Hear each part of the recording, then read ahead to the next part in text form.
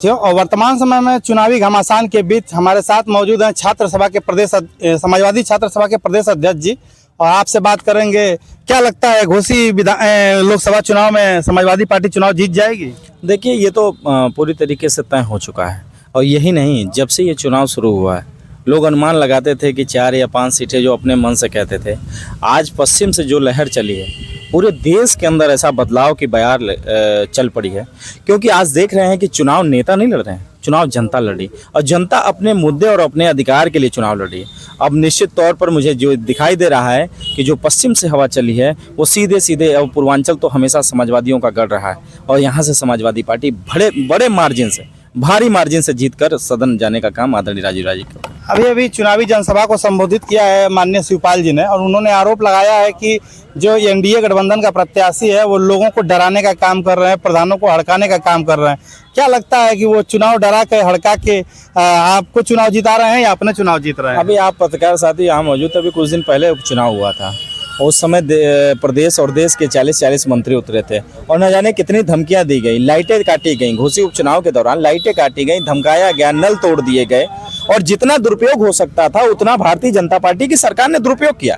लेकिन धन्य है घोसी की जनता, धन्य है यहाँ की जनता कि इन सारे मंत्रियों के मुंह पे तमाचा मारने का काम किए थे, और भारी वोटों से, लगभग 42 से 45 हज़ार वोटों के बीच में आदरणीय सुधाकर सिंह को विधायक बनाने का। और वही माहौल ये इस बार भी चल रहा है।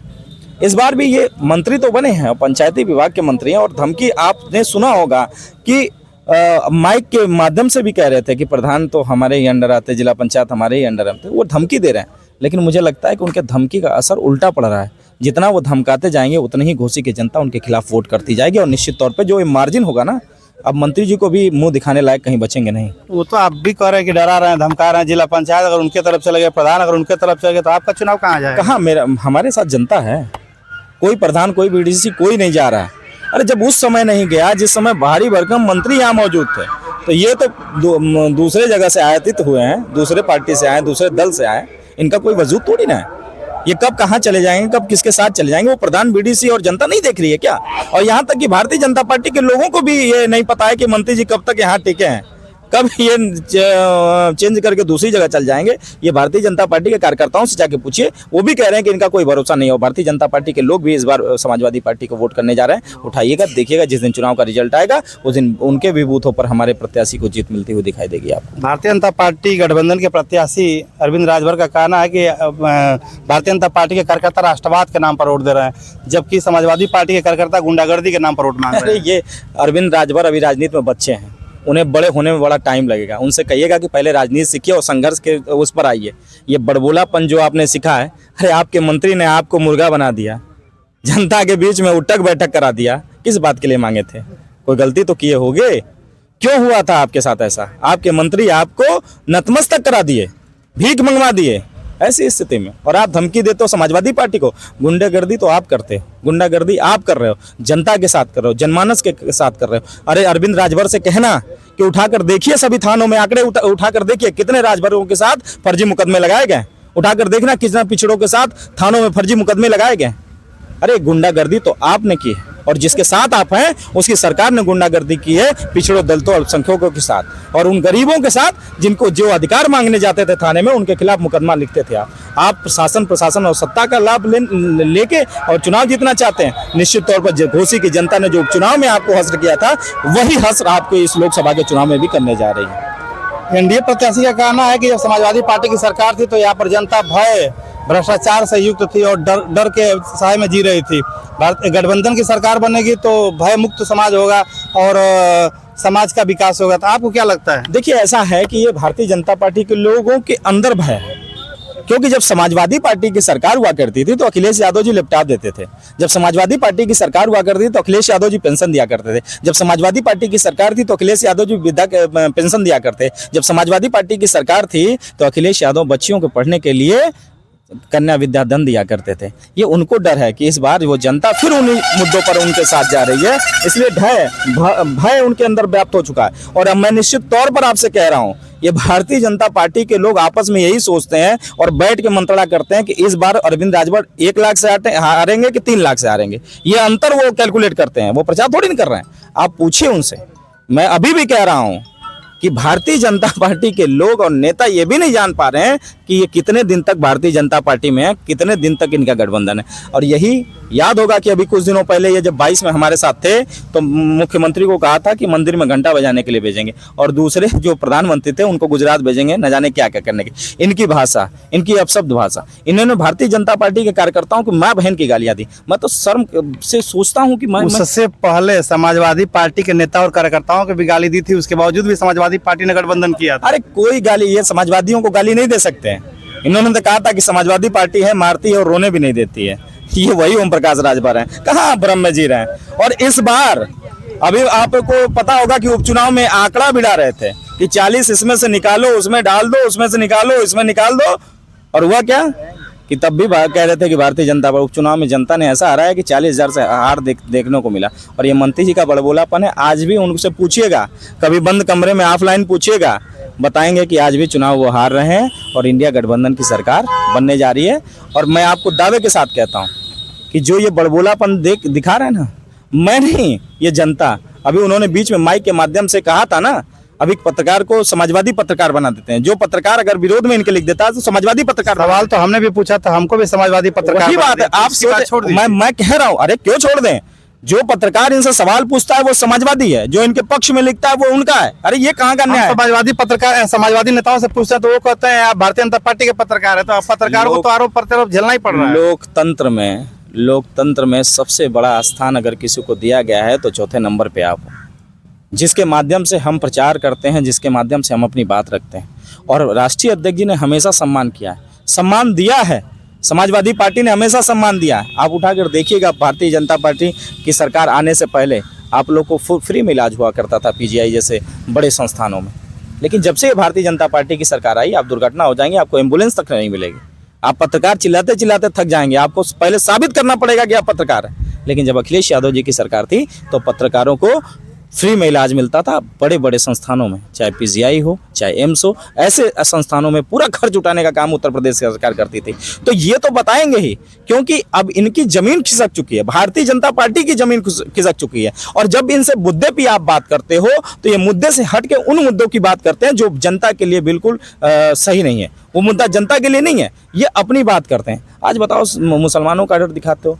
पहले तो आपने कोरोना में मुसलमानों को कहा था कि ये कोरोना फैलाते हैं, और मौत का इंजेक्शन लगा दिया युवा पीढ़ियों को। आप बताओ, ये वैक्सीन का जो मामला खुला है, इसका जवाबदेही कौन है? आपने मौत का इंजेक्शन दिया है नौजवानों के शरीर में, और इससे बड़ा निकम्मापन किसी का नहीं हो सकता। ये झूठी पार्टी है, मक्कार पार्टी। और वैक्सीन वाले कंपनी से भी इन्होंने चंदा ले लिया। आप बताओ, क्या वो दौर भूल गया जिस समय हम आप घरों में बंद थे, मास्क लगा के घूमते थे, इंजेक्शन नहीं मिलता था, ऑक्सीजन नहीं मिलता था? उस दौर में जब देश पूरी तरीके से बंद था, उस समय इन लोगों ने वैक्सीन के नाम पर उन वैक्सीन लगाने वाली कंपनी से भी चंदा लिया। और वैक्सीन की कंपनी, वो तो सौभाग्य रहा कि वैक्सीन की कंपनी ने ब्रिटिश जगहों पर किया। यहाँ करती तो पता चलता उसको मुकदमा करके जेल भेज देते। वो ब्रिटिश कोर्ट में उन्होंने कहा कि जो मैंने वैक्सीन लगाई है उससे हार्ट अटैक और ब्रेन स्ट्रोक जैसी बीमारी हो सकती है। तो ये हमारे जैसे, और ये आपके चैनल के माध्यम से कहता हूँ, उन नौजवानों से कहता हूँ जिन लोगों ने अपने परिवार के लोगों को खोया है, जिन लोगों ने अपने परिवार को अपने आंख के सामने मरते हुए देखा है, और उनके परिवार के लोगों को ये भारतीय जनता पार्टी इमोशन के साथ खेलने का काम किया, उनके ज़िंदगी के साथ खेलने का काम किया, और ऐसे इंजेक्शन लगाया जिसका कोई जो है शरीर को लाभ नहीं है। ऐसे लोगों को खिलाफ मत करना। और मैं आपके चैनल के माध्यम से कहता हूँ कि भारी से भारी मतों को देकर इंडिया गठबंधन के प्रत्याशी को जिताने का काम करना। आप इंडिया गठबंधन के प्रत्याशी को जिताने की बात करते हैं। इंडिया गठबंधन सुहेलदेव समाज पार्टी पर जातिवादी होने का आरोप लगाता है कि वो जातिवाद की पार्टी है, एक जातिवाद की उपज है राजभर समाज, जो एक जातिवादी पार्टी खड़ा करके एनडीए से गठबंधन किए हैं। वो लोग आरोप लगाते हैं कि समाजवादी पार्टी भी एक जातिवादी ही पार्टी है। तो आपको क्या लगता है कि जातिवाद का विकास होगा या ये राष्ट्र का विकास होगा? क्योंकि ये राष्ट्रीय स्तर का चुनाव हो रहा है। अच्छा, जातिवाद का तो चुनाव हो नहीं रहा। मैं सबसे बड़ी बात यही कहता हूँ कि समाजवादी पार्टी एक विचारधारा है, एक विचारधारा की पार्टी है। समाजवादी पार्टी जिस आइडियोलॉजी को मानती है वो डॉक्टर राम मनोहर लोहिया किस बिरादरी के जानते हैं? कभी हमने बात नहीं करी, लेकिन गुप्ता बिरादरी से, एक वैश्य समाज से आते थे। हम चंद्रशेखर जी की विचारधारा को ले सकते हैं, वो किस बिरादरी से? हम जनेश्वर मिश्रा जी की विचारधारा को लेकर चलते हैं, वो किस बिरादरी से? हम चौधरी चरण सिंह जी की विचारधारा को लेकर चलते हैं, हम वो किस बिरादरी के थे? हम मोहन सिंह जी के विचारधारा को लेकर चलते हैं, वो किस बिरादरी के थे? कैसे जातिवादी हो गए? हमारी पार्टी समाजवादी पार्टी एक विचारधारा, एक आंदोलन है। समाजवादी पार्टी जातिवादी नहीं। समाजवादी पार्टी में तो हर वर्गों को सम्मान देने का काम किया। अगर समाजवादी पार्टी जातिवादी होती तो विनीत कुशवाहा आप ही के गांव के बगल का है, एक गरीब परिवार से निकला है, सामान्य परिवार से निकला है। और ये अगर जातिवादी होती तो समाजवादी छात्र सभा का प्रदेश अध्यक्ष होता मैं। ये तो वो लोग आरोप लगाते हैं जिनके पास कोई वोट नहीं है, वो आरोप लगाते हैं, प्रत्यारोप लगाते हैं, लेकिन इस बार उनकी जमीन खिसक चुकी है। समाजवादी पार्टी के राष्ट्रीय अध्यक्ष जी ने जो पीडीए का नारा दिया और जिस तरीके से पीडीए के साथ जिस तरीके से उनको सम्मान देने का काम किया, हक और हिस्सेदारी देने का काम किया, इस बार भारतीय जनता पार्टी की जमीन खिसक चुकी है और इस बार वो अब नरगल बयान दे रहे हैं। नाम पीडीए का और टिकट सवर्ण को, ऐसा कौन सी बात? हम पीडीए की बात करते हैं, पीडीए को क्या वो टिकट नहीं मिला? आप बताओ। मैं तो मौर्य समाज से आता हूँ, 6 टिकट समाजवादी पार्टी के राष्ट्रीय अध्यक्ष जी ने दिया। कुर्मी समाज में तेरे पिछड़ा दलित और अल्पसंख्यक आधी आबादी जो महिलाओं की है, जो सबसे बड़ी ताकत है, ये कोई आधी आबादी किसी की जाति की नहीं होती, किसी धर्म की नहीं होती। और वो भी लोग हमारे साथ हैं जो अगड़े लोग, जो पीड़ित हैं इस सरकार से। आप उठाकर देखो कितने अगड़े समाज के लोग पीड़ित हैं आज इस सरकार में, खाने के लिए मोहताज है। ये भारतीय जनता पार्टी लगातार उन लोगों को टारगेट कर रही है जो सरकार के खिलाफ चल रही है, जो सरकार से एक सवाल पूछने का काम करती है, जो सरकार से अपने मुद्दे और हक अधिकार की बात करते हैं। सरकार उन्हें प्रताड़ित कर रही है। आप सच बोलो पत्रकार साथी, मैं आज कह रहा हूं कि आप आज सच बोलो, कल आपकी जेल के सलाखों में होंगे, आपके मुकदमे दर्ज कर दिए जाएंगे। ये लगातार आपके साथ हुआ है। इसलिए मैं आपसे कहना चाहता हूं कि आप दिखाइए सच और आईना दिखाने का काम करिए। मंत्री जी जो प्रधान बीडीसी और जिला पंचायतों को धमकी दे रहे हैं, धमकी दे के चुनाव नहीं जीत सकते, क्योंकि जनता हमारे साथ है, इस बार गठबंधन के साथ है और इस बार भारी मार्जिन के साथ। भाई अंतिम सवाल, क्या घोसी लोकसभा 70 का चुनाव आप जीत जाएंगे? जीत जाएंगे कि जीत रहे हैं? हम तो कह रहे हैं कि आप उठाकर अगल बगल की, मंत्री जी दावे के साथ कहते हैं ना, मंत्री जी माइक उठाते हैं तो पूरा उनको एक नाम याद है, वो गिना देते हैं 28 सीटें, अगर हम नहीं जिता पाए तो राजनीति छोड़ देंगे। ऐसे ही समाजवादी पार्टी को भी सरकार में ला रहे थे, कहा कि अगर नहीं जिता पाए तो हम राजनीति छोड़ दें। आप लोग भी लालच में ही गठबंधन? नहीं, लालच की बात नहीं है, मैं कह रहा हूँ ये उनकी बात है। उनको कोई ये थोड़ी ना कहा था कि मंच से इन सब की बातें करिए। वो हमारे पास चल के आए थे, गठबंधन करने हमारे पास आए थे और आज वो अगल बगल की सीटें गिना रहे हैं। मैं दावे के साथ कहता हूं, ना तो वो सलेमपुर जीतेंगे, ना तो वो बलिया जीतेंगे, ना तो गाजीपुर जीतेंगे, ना तो आजमगढ़ की दोनों सीटें जीतेंगे, ना अम्बेडकर नगर जीतेंगे, ना घोसी जीत रहे हैं, ना देवरिया जीत रहे हैं, ना आप चले जाओ बस्ती, सिद्धार्थनगर, कहीं वो चुनाव नहीं जीत रहे हैं। इस बार उनको भी आईना उनके समाज के लोग दिखाएंगे और जिस तरीके से उन्होंने अपने समाज के नाम पर टिकट लेकर टिकट बेचने का काम किए और जिस तरीके से अपने समाज के नाम पर अपने समाज के लोगों का उत्पीड़न करने का काम किए, इस बार उनका राजभर समाज भी उनके साथ खड़ा नहीं होगा और इस बार इंडिया गठबंधन के साथ खड़ा होकर और इंडिया गठबंधन की जीत दिलाने का काम करेगा। हमारे साथ मौजूद थे समाजवादी छात्र सभा के प्रदेश अध्यक्ष विनीत कुशवाहा जी, जिन्होंने अपनी बात को बेबाकी से रखा है। चलिए अगले वीडियो में मिलते हैं कहीं और से, किसी और के साथ। तब तक के लिए जय हिंद, जय भारत।